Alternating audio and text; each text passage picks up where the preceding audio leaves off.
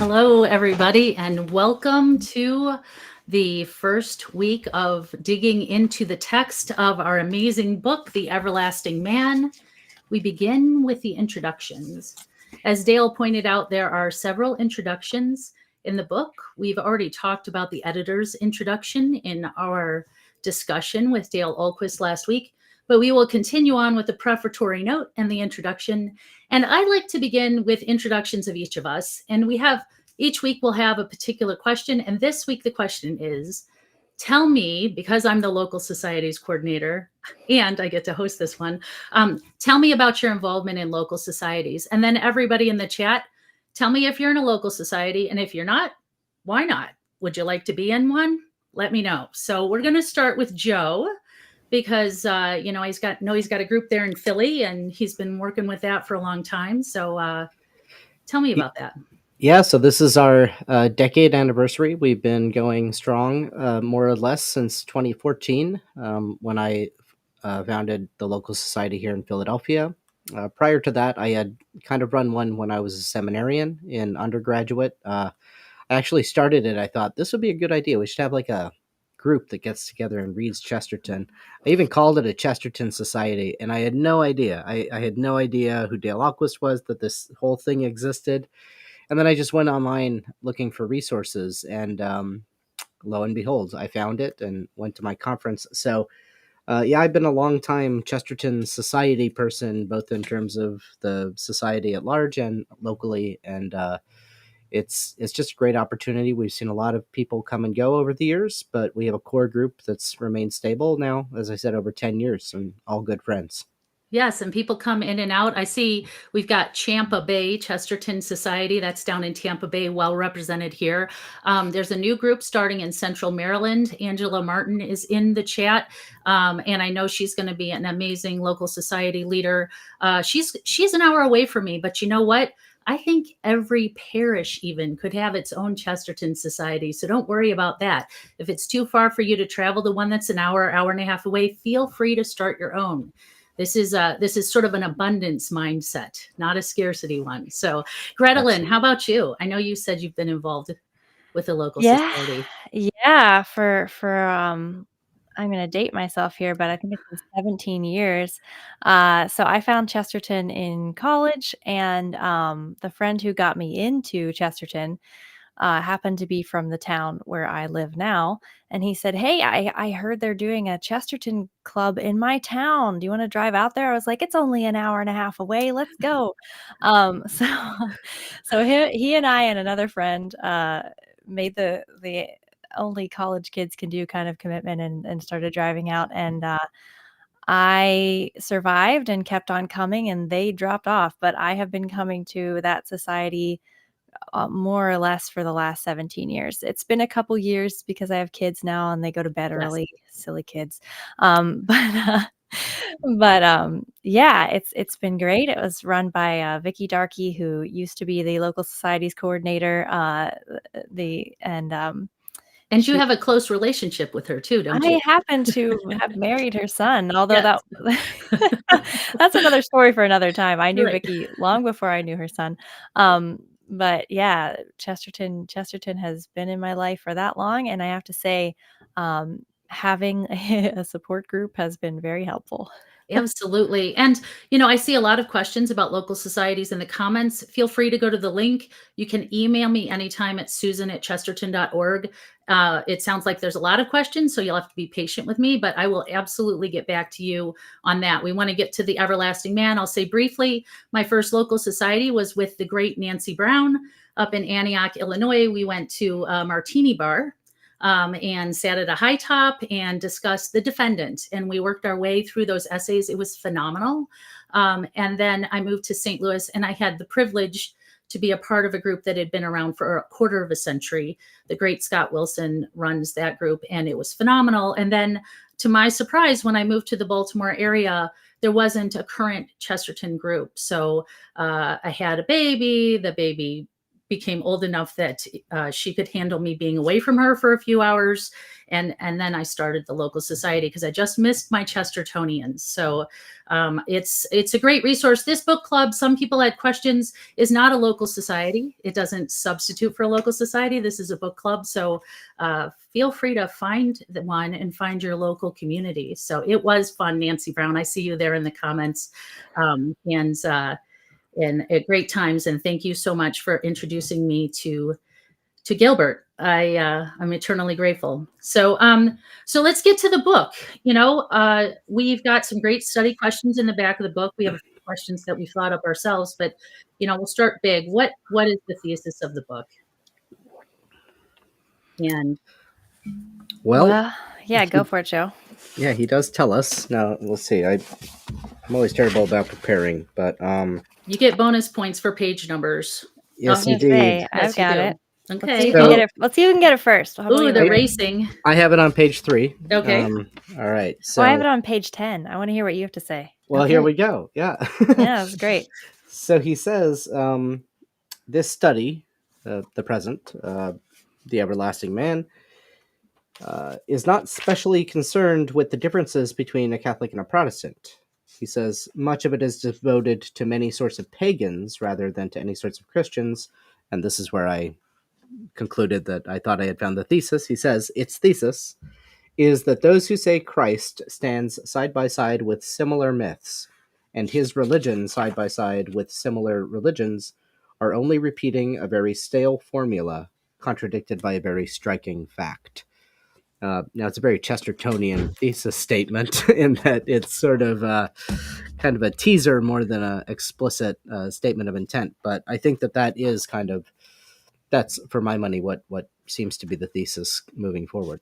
Well, this is great because now we can have a competition in the chat. So I'm going to read mine and you can tell us, I mean, they kind of say the same thing, but you could tell us who wins, who you agree with. This is serious. I have it on page 10. The point of this book, in other words, is that the next best thing to being really inside Christendom is to be really outside of it. So I thought that was the thesis. But having the word thesis in your thesis, that's pretty good, Joe. I have to say, I got to give some points for actually having the word thesis in there. But that point about having it, being able to look at it from the outside is through the entire work. So that certainly is a main theme. And it's a way that Chesterton approaches Christianity and the history of the world that's completely different than other approaches at looking at the history of the world and the incarnation. So, and I think it's a useful thing. So that leads me right into the next question is how do we become accustomed to and therefore blind to Christianity? And then as our culture is becoming more secular, is that dynamic changing? So when I grew up, there were more Bible references. It seemed like we had more of a common parlance of, this sort of cultural identity as Christians. But as things become increasingly secular, I think that sometimes we don't have those common languages. And so it's a little bit easier to see the distinctiveness of Christianity versus other creeds. But I still think there's a blindness, and I certainly think there's a prejudice against Christianity. So I'm just curious, what do you think about that? Are we blind to Christianity? Do you think it's the same now as it was in Chesterton's time? I think it's interesting that I think a lot of people are still benefiting from Christianity, but they are blind to it. So you'll hear a lot of people say we're living in a post-Christian era. I think in many ways that's probably true or becoming truer every day that we live in America and lots of other countries. But there are certain things that we definitely take for granted that are remnants of Christianity. One that I was just reading about in another book that is super obvious and seems commonplace to most people is women being treated as people. It's a uniquely Christian notion that is really something that we absolutely just take for granted now. But there are many, many things like this that I think people just, because they are kind of blind to Christianity. They don't think that Christianity gave them these gifts. They just sort of think that, I don't know, there's an entitlement to these things or something. I don't know. But yeah, I think there's definitely a blind spot to what Christianity has given us, if nothing else. Yeah, you can definitely see the blind spot for sure. And I'm interested too. We're seeing a resurgence, or I guess it's been anecdotally reported. I don't know that we have the larger statistics, but it seems like there's a lot of people converting to Catholicism recently. We've got some large celebrities that are coming into the church. We've got a lot of people that are curious. Some dioceses are reporting like a 50% increase. So maybe it is that distinctiveness, or the fact that everything else is going so secular that people are saying, hey, wait, I need meaning in my life. I need something. So I don't know if you guys have other ideas about that, but I know that Chesterton's a really good one to explain the distinctiveness of the Catholic faith, of the Christian faith to people. Yeah, I would say that just looking at a lot of the comments in the chat, they're talking about how so Jeff Miller said earlier that even the critics of Christianity are not really outside of it, which is a point that Chesterton makes. And then somebody else quoted, and Peter, forgive me, is that a quote from the book "Spending the Capital of Christendom"? Or that sounds like a more recent, and also I don't know that Chesterton would speak that way about capital and spending it, but I recognize that phrase, and it has become sort of a common thing that people talk about nowadays, and this is a recurring theme. And I was struck by that reading this in preparation for this meeting, how nothing new under the sun. We're having kind of the same conversation today. So to your point, Susan, I do think it's very much the same observation that we could make, that to really give Christianity a fair treatment, we have to really step away from it and see it in its radical difference. And as I was reading today, rereading today in preparation, it struck me that like this sounds really familiar, and I ended up going and rereading the beginning of Mere Christianity, where that whole beginning of that book, Lewis makes this exact point. It's the exact point that he's making, where he talks about his famous trilemma that he kind of takes from Chesterton, that Christ isn't just a good ethical teacher. You can't put him on a level. So that effort to really give a fair shake to Christianity by stepping outside of it and not domesticating it to the world, I think is a constant struggle for Christians and the secular culture. Yeah, Aslan is not a tame lion, right? Yeah. Aslan is not a tame lion. And I think sometimes I understand ecumenism, but I think sometimes we need to really be cautious about that, because we don't want to try to become so appealing to such a broad audience that we are not really saying anything at all. Catholicism, has some wild things in it. If we're talking about getting way and looking at it as a sort of Oriental religion, which it did come from the East, we've got people that bilocate. We've got stories of people flying. If you went mysticism, you don't have to go to Hinduism. You don't have to go to Buddhism. You don't have to go outside of the church. We certainly have our fair share of people who have mystical experiences, who have things that are certainly preternatural and supernatural. And I think that, as my older children have sometimes struggled in and out of the faith, I've seen that, curiosity in Eastern religions, because it's something different, or I could be cool, or I could be, different than my parents. And I'm like, you have no idea. You want meditation? Talk to some monks. There are definitely Christian mystics that would blow their socks off. Yeah, I think it's important that we express that distinctiveness, and everybody's going to find their own little corner in the Christian world. But some people are looking for something more colorful than the rest of us. So I think that's important. We certainly have that. Yes, definitely. So I have another question. Why is it important to see old things as new? And how is familiarity breeding contempt in our own day? How could seeing the church as unfamiliar help secularists appreciate and love the church?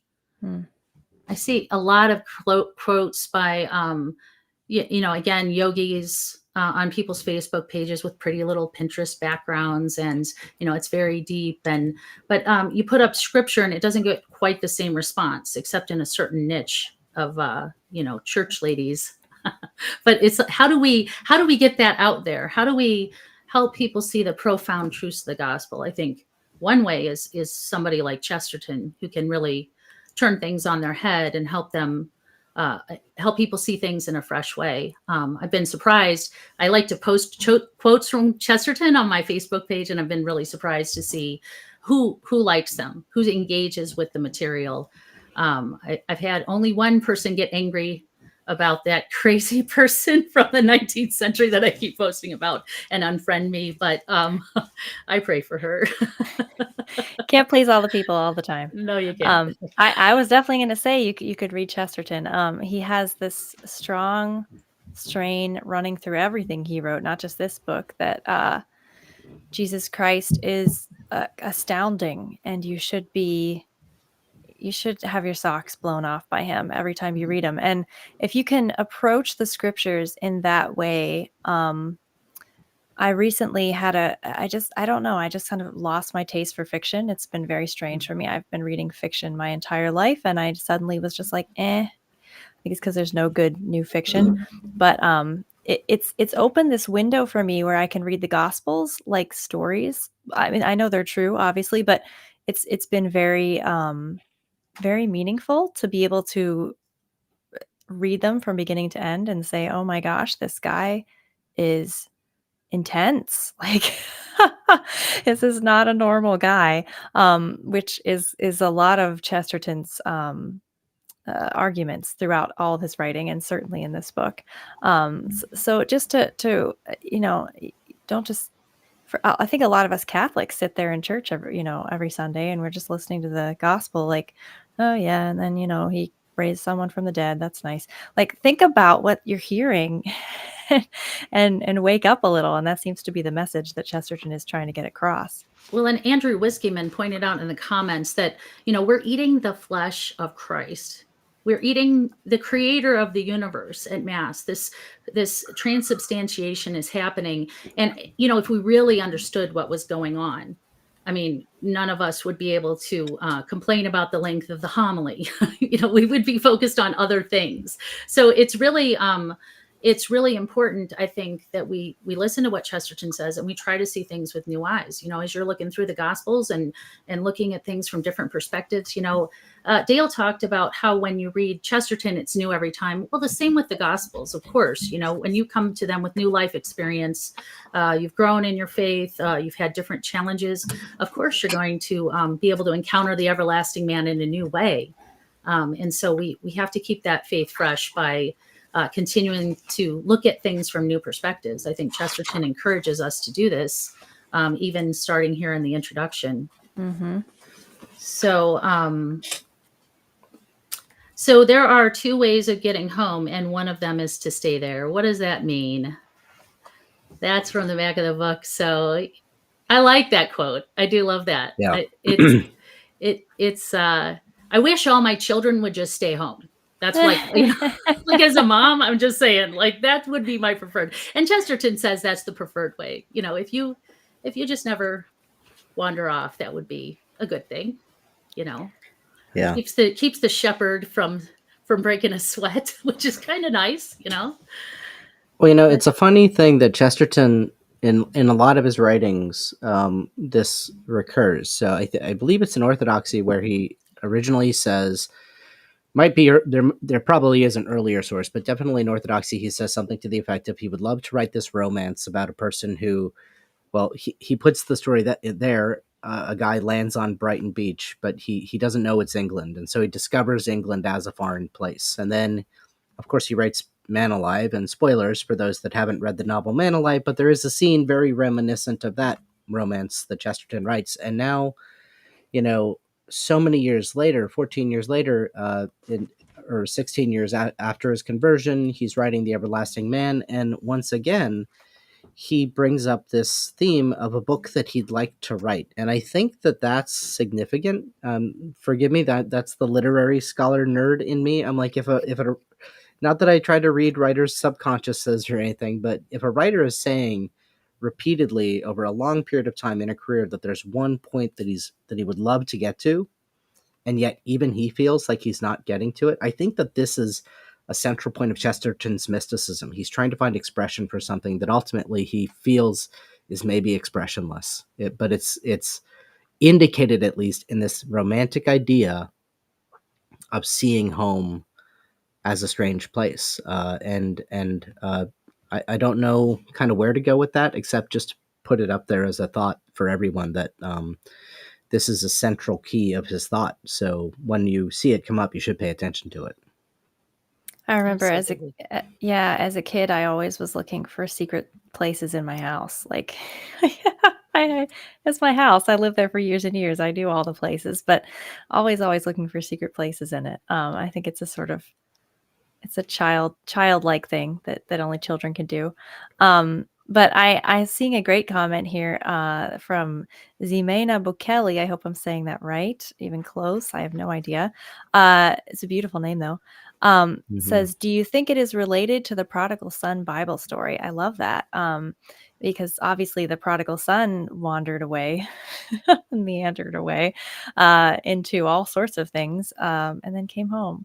And that is something that I never thought of in this part of the book. You know, is he saying maybe too that you can sort of wander into bad places, but you can still come home, like never despair of coming home? That's sort of a beautiful way to look at it. Well, and I think that leads into the next question, I think he's been reading my mind. The commenter has been reading my mind because, we want to know, how does Chesterton turn around the criticism that the church is proved wrong when her children sin? Okay. And that is the prodigal son. And, that is our experience. And it's like the quote that, the Catholic Church means here comes everybody. There's a sort of apocryphal story about an umbrella being placed. Somebody goes to visit a church and the umbrella is placed in the back of the Methodist church. And after the service, the umbrella is still there. The same person goes to the Catholic Church, leaves the umbrella at the back of the church, and it's gone. and that's when they realize they found their place. Some people attribute that to Chesterton, but what I found is it's actually Ronald Knox, who was a good friend of Chesterton, and interestingly enough, was converted by Chesterton to the faith, and then converted Chesterton. So it's sort of a game of spiritual leapfrog that happened with them, but the prodigal son, I think, is definitely part of that. And I think it's part of our challenge too. How do we look at this church? How do we say the church is holy when they let me in? when they let all of us sinners in?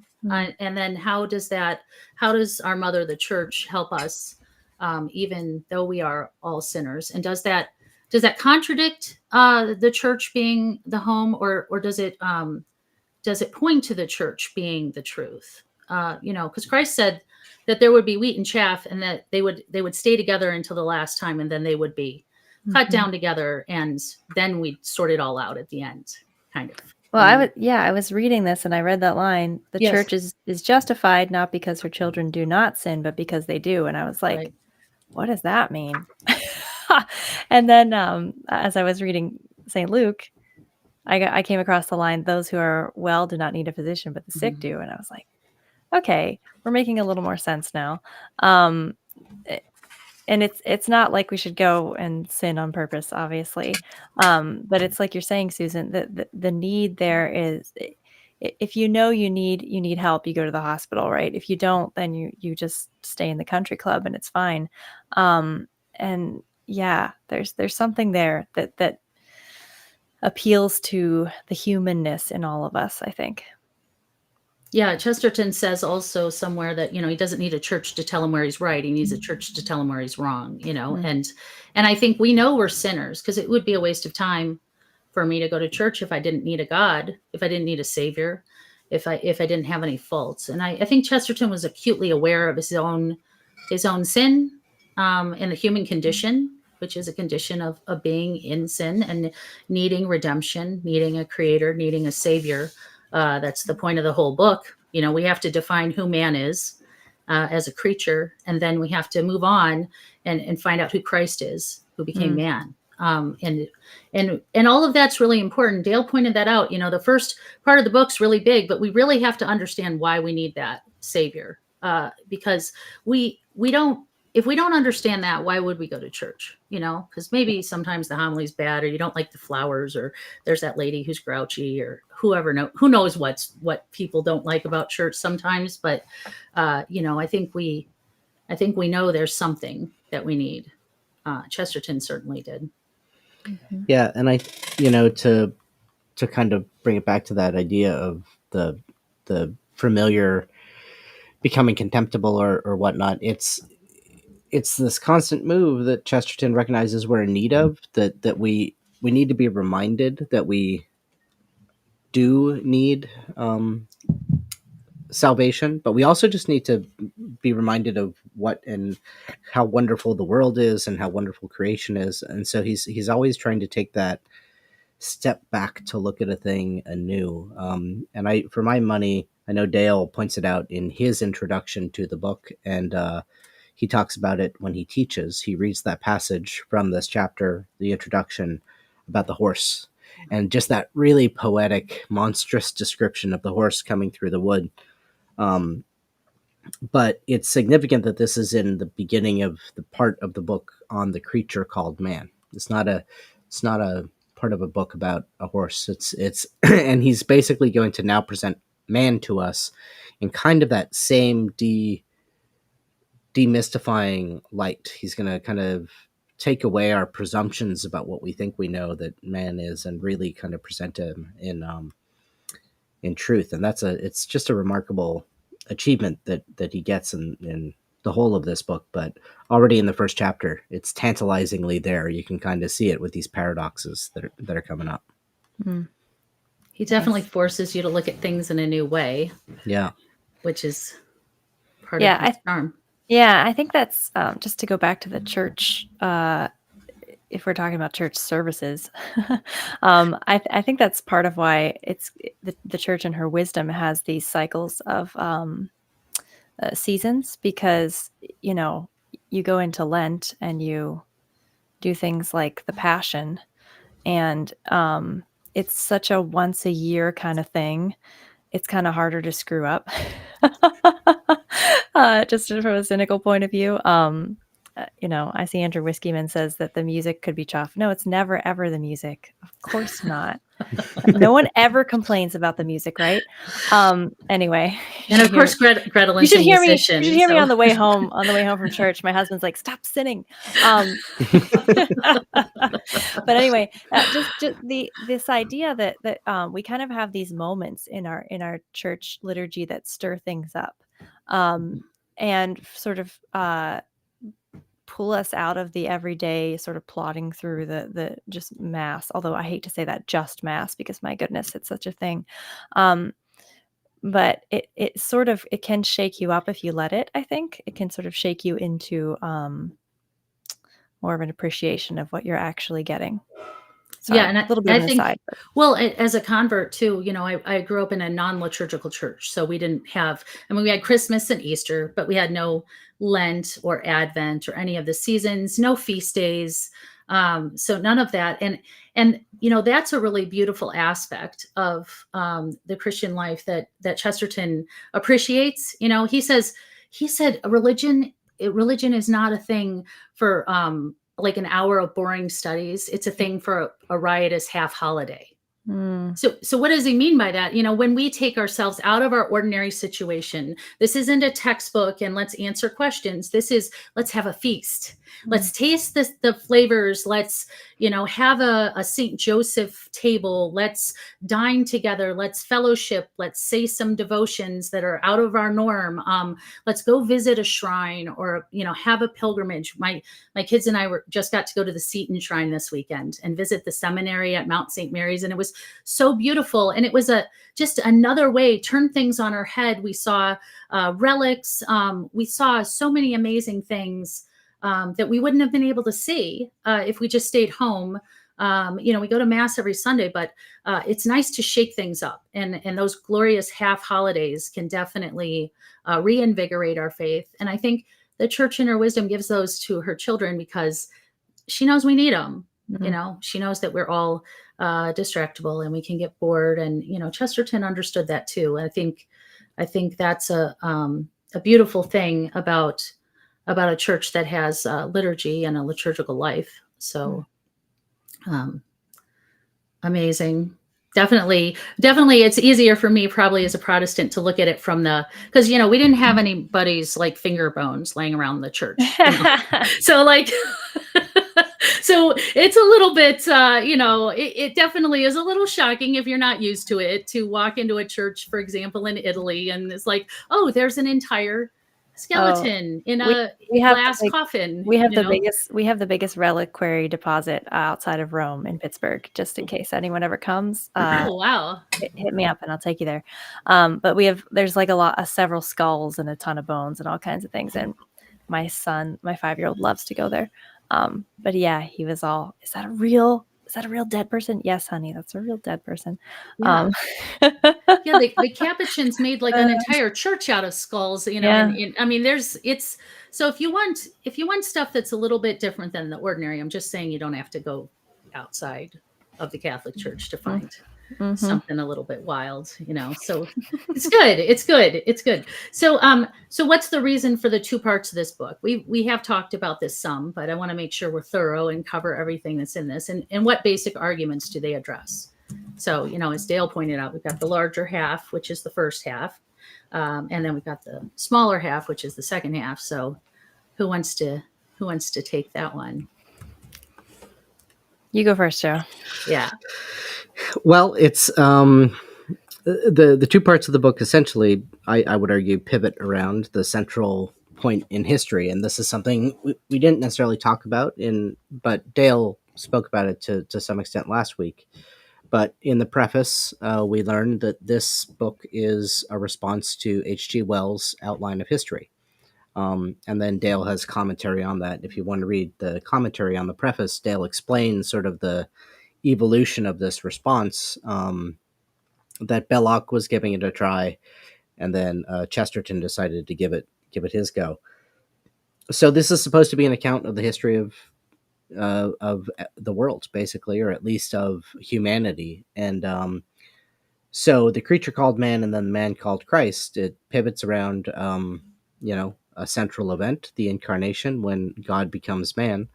And Chesterton beautifully creates a parallel structure, as it were, to the way in which he goes about investigating that. And he begins in a cave both times. He begins with the cave man, in the man in the cave, on the creature called man, and then he begins in the cave of Bethlehem, or at least the hidden room in which Christ is born.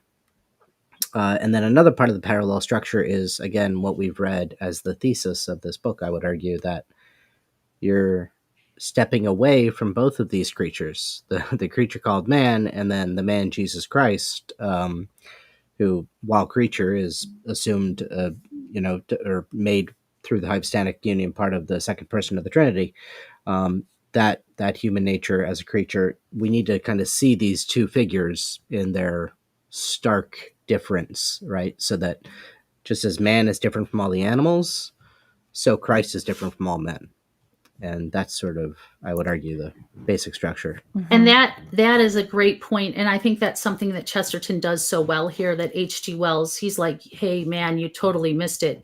Because if you believe that man is just an evolved ape, then you've missed something about the distinctiveness of what a man is. And so there's, now since Chesterton times, generations and generations of people who've been told that they're nothing but the product of random occurrences, that they're, they aren't a thought in the mind of God. They're not made in the image of God. They have this idea of atheistic evolution. And Chesterton makes incredibly cogent arguments, not necessarily from a theological perspective, but sometimes more from a philosophical perspective, about what the real differences are between man and animal and why we are distinctive. And I think that it helps us understand our need for a creator, and then understand that we are a special creation. And this is something I think is critical for people to understand, because there's a disconnect. Because a well-educated person will sometimes say, well, that's all just, well-educated. That's probably probably a misnomer. But a person who has a lot of formal training is sometimes misled to believe that religion is superstition or it's nonsense. And Chesterton just really clearly points out the flaws with the way the progressive worldview has denied a creator. Yeah, I think it's also a beautiful refutation of the sort of mushy-headed Darwinism, Mhm. where you sort of think that like one thing just kind of like oozed into another, and that's how everything works all the time. And that's like, apart from the fact that's just silly, if you just know anything about anything or you just experience anything, you know that that's not how it happens all the time. Um, he does point out that, you know, man is sort of a sharp right turn away from the animals in many, many ways. And clearly God had to make that happen in some way. And also Christianity is a sharp right turn away from everything else that has ever been. So again, these are both places where in order for this to happen in the way that it happened, the best explanation really is that God intervened in some way, because we couldn't do anything like that ourselves. Clearly, we were out of ideas by the time we got to part 2 of the book. Um, yeah, and I love how he starts with the history of man, to put Jesus kind of into context and to put the incarnation into context of this is where the world had got to. And again, we're sort of out of ideas, and then God comes in and gives us the best idea we ever could have had. So Absolutely. Angela Martin made a really good point too, is, you know, we've forgotten who humankind is. And so now we've even forgotten what man and woman are. We've so devolved that, you know, even some of these simple truths that perhaps Chesterton wasn't even dealing with in his time. Now it's kind of a radical thing to say that there's two sexes, two biological sexes, and you pick one. I mean, if you ask a farmer, they're pretty clear on the issue. You know, we have chickens, you know, and if they start crowing, they're boys, you know, and we got to like take them out to the farm in the country, and, you know, because the neighbors will murder us, you know. And so it's you know, there's not an in between. We got female chickens and they give us eggs. Well, you know, And that's not it's funny, but that's not an unrelated point at all at this point, because I think this is sort of, again, back to this thesis statement and ahead of, you know, we know where we're going a little bit. We've learned from the two titles of the two sections of the book, and you know, this idea about evolution is going to come in with the idea of the caveman. But, you know, I don't know if it's in this book. I can't remember because it's been a while and I'm reading along with the book club schedule. But he says somewhere how there's this way that scientists use really long words and long terms to kind of befuddle people. And so much of this for Chesterton is a problem of modernity, that because the way modernity obfuscates the truth in a unique way compared to, let's say, the Middle Ages or whenever it happened to be, earlier ages, when life and death were more stark and kind of there, you know, um, we were we can become desensitized to it. That's one thing. And then two, we also just have all these conveniences, and we also know so much that we've dug down, and now we can find, you know, not just atoms but the parts of atoms and even the parts of atoms, and it tempts us into thinking that we have all those answers. And that's why Chesterton is really all about this hermeneutic, that's what I would call it, of that's central to the introduction here. Is if you're gonna follow along in this book, you just have to be ready to constantly check your presuppositions and step back and see a thing in a new and different way. And that's what he's going to challenge his own contemporary age to do. And what's remarkable is that it's just as successful a challenge today. So he skewers so many conventions. It's Mhm. amazing. Things that were just taken for granted. He's like, show me the evidence. You know, show me the money. He's he's like, we're not going to assume these things. And by the way, I bet you didn't read The Origin of the Species. You know, he says that. I mean, he's like, I don't know what you people are talking about, but I've read it. I'm sure he read it. You know, like, Yeah. I'm not talking about myself. I'm sure that he read it and understood it better than most.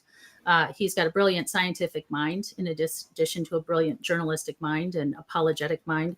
And it's important. You can't just be told things and then repeat them as fact. And I think sometimes, especially in our age, there's sort of this approved thought. There are things that are allowed to be, they're sort of the conventional opinions, and people parrot those sometimes without understanding. Yeah. And even questioning those thoughts is seen as, a terrible offense, worthy of losing your job, worthy of, being outcast. You're not fit for polite society unless you hold to certain conventional beliefs. And I think a lot of Chestertonians come to him because they say, wait a second, what? Maybe I should start thinking about things, and even if they didn't start thinking about things before they came to him, they definitely do now. So I see Steve saying something here. Let's see. With so much science fiction, it's easy to fool yourself into thinking there are a near infinite number of solutions to the religious question. The everlasting man reminded me that this was not the case. Yes. Mhm. Well said. Yeah.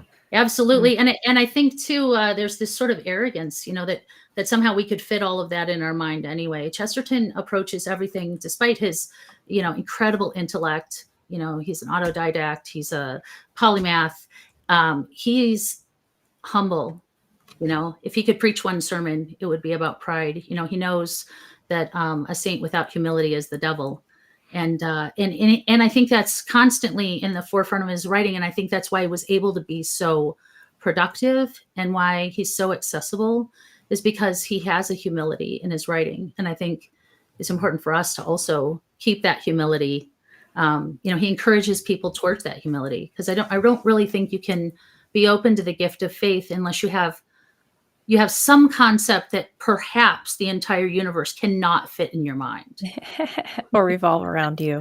Yes, that there could be a God and that God is not you. That's kind of a first step, but some people haven't taken that step yet, and Chesterton can help them on that way. Yeah.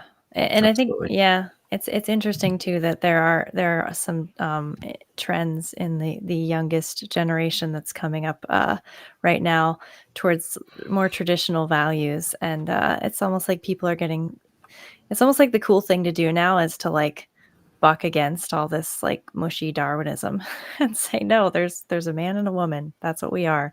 Uh, let's embrace our natural roles. Let's embrace these things that have been the norms for millennia and go with it. Let's become Catholic. Let's do these crazy things. Because, we've been so muddle headed and so we haven't really been thinking for a while, I think. And it's encouraging to see younger generations that are saying, we're done with that. That's it. It's over. Absolutely. Well, I'm seeing a revival of just thinking in certain spheres. I'm really grateful for that. I think that's part of why the work at the Society is really important, because making Chesterton's works accessible to a larger audience, if people are starting to look for truth, Chesterton, spent a great deal of his career pointing towards that everlasting man, whether it was in his journalistic writings or it's in a strictly apologetic work like The Everlasting Man. He's a complete thinker, and he's got unity. So I can be confident that if I recommend something to somebody that's even about economics, there's going to be something that's going to lead them towards the everlasting man. All right, on page 15, Chesterton noted that only about 10% of scientists are truly detached and impartial. Humility is key for everyone, including scientists. Well, yeah. Absolutely. Oh, this is a local society. Hi, Wynn. How you doing? Local society leader there. Thank you for joining us. We appreciate you and all you do to bring Chesterton to your local community. Yeah. And I just had to, Wynn, you won that prize of getting right up there because you're giving a page number, which is always great. So absolutely. Yeah, we love referencing back to the numbers. Text. I could talk forever. So please bring me back to the text, because that's just, you don't want to hear me, you want to hear Chesterton, and that's important. So 10% of scientists are truly detached and impartial. Absolutely. And that's important, And it's important to point out that there are people with an agenda, and they come into things. I do profess to be impartial, he says later, in the sense that I should be ashamed to talk such nonsense about the Lama of Tibet as they do about the Pope of Rome, or to have as little sympathy with Julian the Apostate as they have with the Society of Jesus. Okay. And it's like, that goes back to the Fulton Sheen quote that somebody said earlier, like people hate what they think the Catholic Church is, and anti-Catholic prejudice is one of the only acceptable prejudices in America. But they, again, it goes back to that idea of the accepted conventional beliefs. And we have even more dogmatism, it feels like, outside of religion now than we do within. There's a certain dogma in science. There's a certain dogma in political opinions. And there's a dogma in educational theory. And it's shocking because the same people who might call me closed-minded for adhering to a creed, they have a creed. I definitely have seen that they have a creed. So, if I could, I agree with what you're saying, Susan. I just kind of sort of on this topic, but what do you guys think about Chesterton's rather radical claim that he is impartial because he's on the inside? I thought that was kind of a gutsy thing to say. Like, let's. Is that in that same little I don't section have there? the page number. Sorry. Yeah. Okay. I'm like, I feel like I got to read a little bit around there because. So once again, this is one of those other things that's just fascinating. Very, very similar to a point that C.S. Lewis goes on to make and I'm sure he's getting the idea from Chesterton. He did say that this book was, in his opinion, the best book of popular apologetics ever written. So Lewis makes this point in Mere Christianity, where he says, to understand a thing like man, is understanding it from the inside. He's like, if when a rock falls, it's not obeying the law of gravity. If there is some kind of volition to rocks, right? This is sort of a metaphor he uses, and forgive me, I'm butchering this because I just skimmed the pages of Mere Christianity today. But he kind of makes this point, like, if you're outside, if you're not a rock, you couldn't actually give any lucid account of that, right? Because it's closed off to us. And there are certain things that you're unable to give a lucid account of and a fair account of with supposed impartiality. And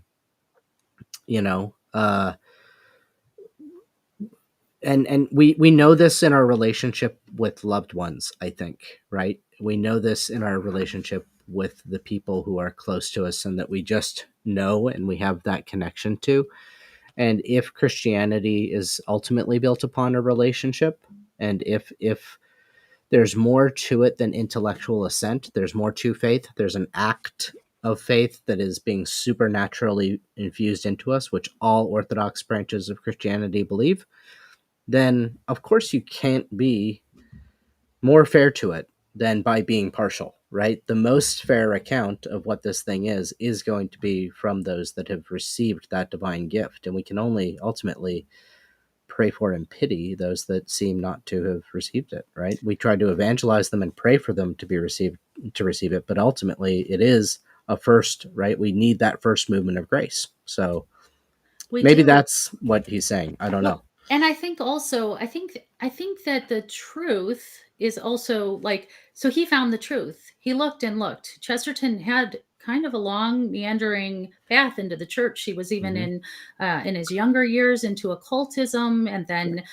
sort of wandered for some time and wasn't ready to make the commitment. But I think, the impartial answer, when you see the reality of the truth, that you receive the creator of the universe at Mass, that that he is the everlasting man. I mean, that seems an appropriate response, and Jeff Miller pointed out that the quote is this: "But I do profess to be a great deal more impartial than they are, in the sense that I can tell the story fairly, with some sense of imaginative justice to all sides, and they can't."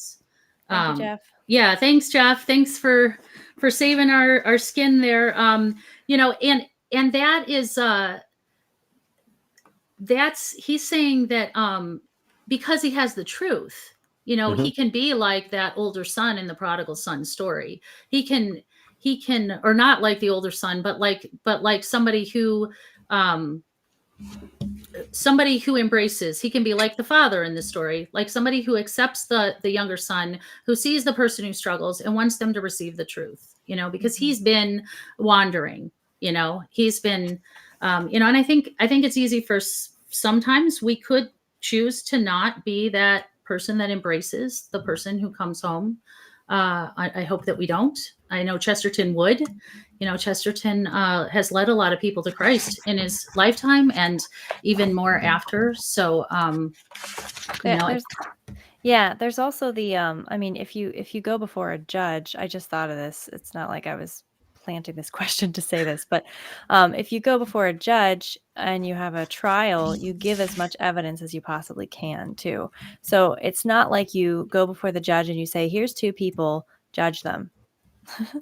So being on the inside, we sort of have all the evidence, or at least have access to all the evidence. We have all the documents, we have all the artifacts, we have all the things that should tell us what we need to know to judge Christianity, which in many ways would make us more impartial. And I'm saying us as in like people within the church who, you know, aren't paying attention. But yeah, I don't know, just a thought. yeah, there's a guy on Twitter, and I won't say his name, but you know, he was in the church and now he's not, you know, and he's struggling with that. And you know, I just he mentioned, you know, I wanted to go pray in a church today and I couldn't because it was locked. And I just felt like, you know, well, that's just proof that maybe God doesn't want me or something like that. Or maybe this is, you know, that's a sign. And it's like, you know, I remember during 9/11, you know, I wanted to go to church. You know, 9/11 happened. I wasn't Catholic yet, but I was like, I need to go pray in the presence of God, you know, because this is scary and I don't know what's going on. And, you know, I went to church and it was locked, you know, and I said, oh, but I just want to be there. So like I got on the outside of the church, like on the other side of the brick wall, as close as I could to the tabernacle, you know, and I was like, well, I'm here, you know, like, I know you're there. You know, I can't see the tabernacle or the beautiful church, but I'll approximate myself as close as I can to you. You know, and I know that pain, but I think there's even more grace in the longing and in the desire.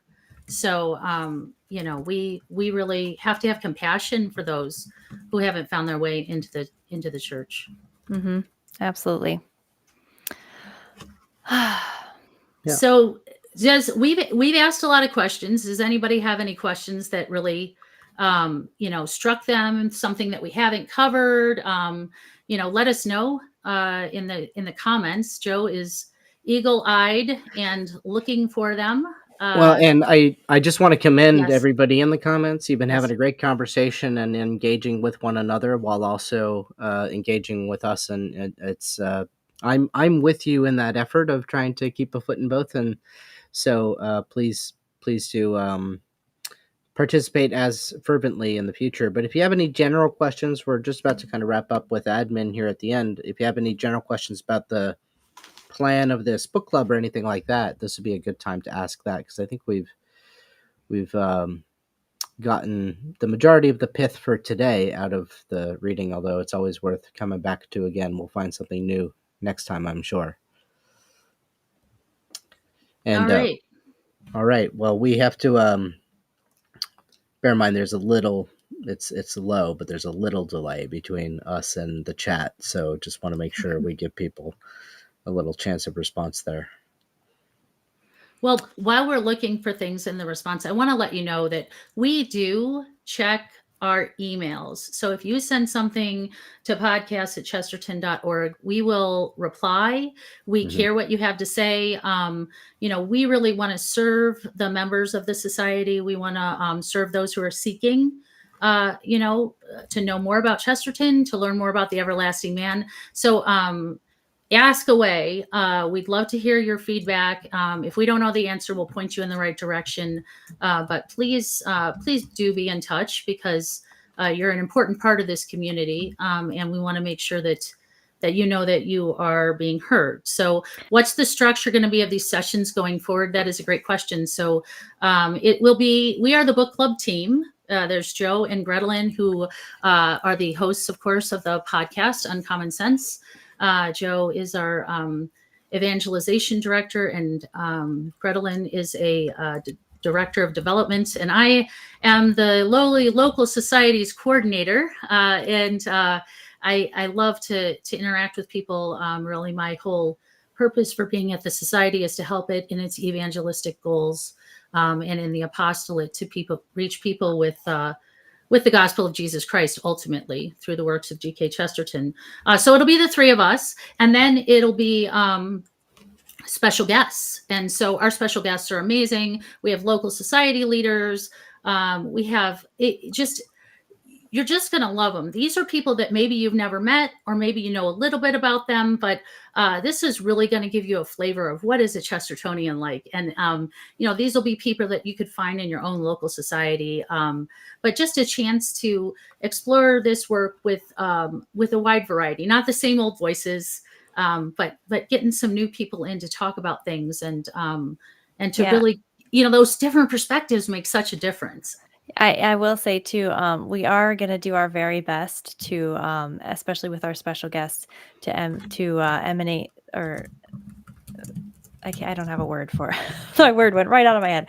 We're going to try to recreate the afterglows at the conference. Right. If you're not already signed up to go to the Chesterton conference, you can visit chesterton.org/conference. You can join the three of us and a lot of our special guests and a lot more amazing and awesome people who love Chesterton. And you can have these kinds of conversations with a beverage in your hand outside in Philadelphia at night. And it's like, there's really literally nothing better. Like it's so worth everything it takes to get there. So please join us for that. But we are going to try to sort of give you a little taste of that here in these book club meetings. Absolutely. And then I want to point out too that, I know that there's some people that can't come to the conference. There's been years I've had a new baby. I can't come to the conference. We do have an online option, and both options, both the in-person and the online option, have access to Whova, which is an app. It's not a perfect app, but it does have the opportunity to chat with people, to ask questions, to do some networking, to try to find people in your local area. You can always email me, but you guys can do your own matchmaking too. So that's phenomenal. And I want to make sure that people know, it's $40 for everybody. There's a member discount, also on that online registration. And then you'll see all the talks live streamed at the conference, which is going to be phenomenal. So it's a way to participate. We want you there in person. We're incarnational people, but online is it's a good thing to be able to participate. It's better than not participating. So right. Last, I saw a question on the side there. Kanga says, should we be looking at the discussion questions in the back of the book? Sure. We may use them. We may not. But they can't hurt. So sure, but we'll talk about all kinds of things, and some of it will be based on that and some of it won't. Right. But it's a good idea. I mean, when I see a book that has study questions, I like to read them before I read the chapter, just to get in mind, what does the editor think is important about this chapter? And, Dale is certainly a qualified opinion.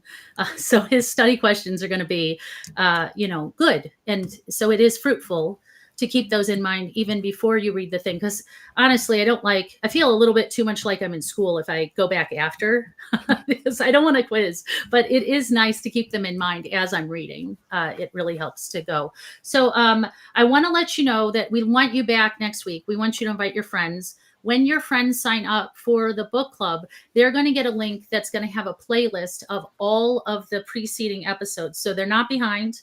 They can catch up easily, or they can just jump right in wherever they are. So you are more than welcome to invite people. People can join all the way up to the end. They can enjoy it for the second half. And next week, we are really super excited. We've got Mike Creevy coming. He is the host of the Gracious Guest podcast. He is a local society leader. He runs the Harrisburg area local society. Phenomenal guy. He's an evangelist. Really great. I'm really looking forward to the conversation with him and with all of our guests. So I really hope that you can make it. You can look at our calendar on the Everlasting Man landing page, chesterton.org/everlastingman, and see our entire calendar. But next week, Mike Creevy, don't miss it. Invite your friends. And I don't know, subscribe to our channel. We had 40 new subscribers last time. So, there's a great podcast. This is great. But Joe and Grettelyn, put a lot of effort into it. And the guests that they get are just phenomenal. These are people that you might not know about. They're from, they're Chestertonian nature somehow, but some are more peripheral than others. But they're people you really want to hear. And if you want a taste of the conference, they will be interviewing some of the speakers at the conference. That's going to be on the agenda for the podcast going forward. So not every week, but you will be able to get little highlights, little inside scoop on the talks, get excited for it. So I strongly recommend subscribing because we're doing that on the same channel. So we've got the online book club and we also have the UncommonSense podcast. Don't miss it. All right. So...